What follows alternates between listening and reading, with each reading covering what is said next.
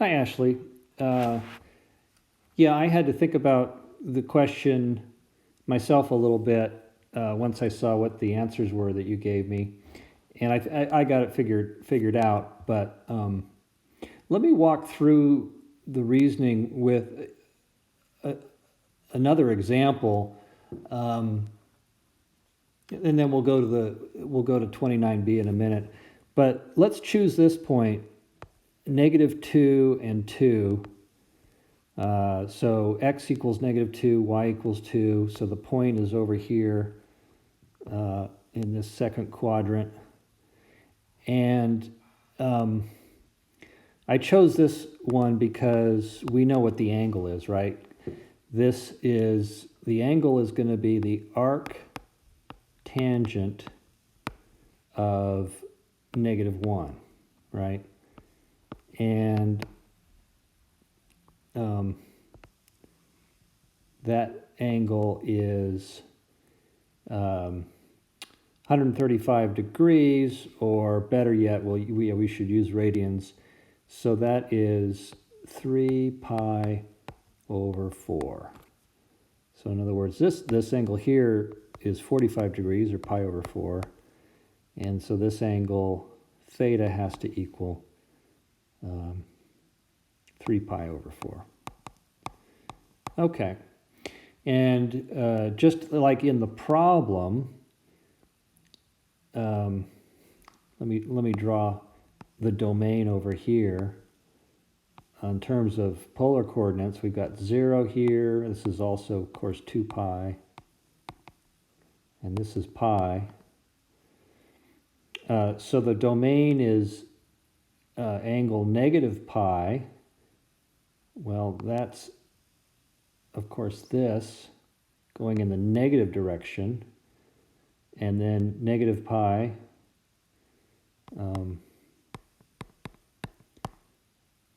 all the way around to pi. Okay.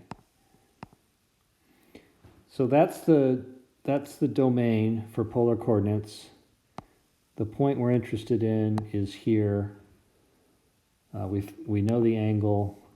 Oh, and then of course r is just the square root of -2 squared plus 2 squared. Of course, that's the square root of 8, or if you prefer, 2 times the square root of 2. So that's pretty easy. And my initial response would be, well, that's it.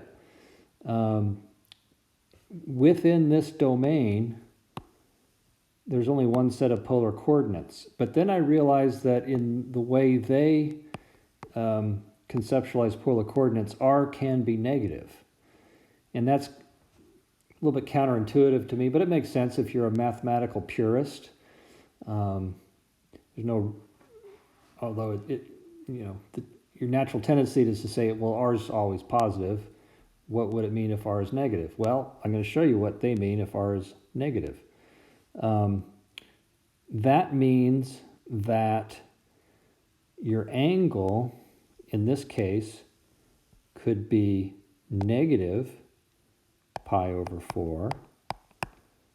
So we're here, but there's no point down here that meets our criteria if r is positive. If r is positive, it would be going in the direction of the angle.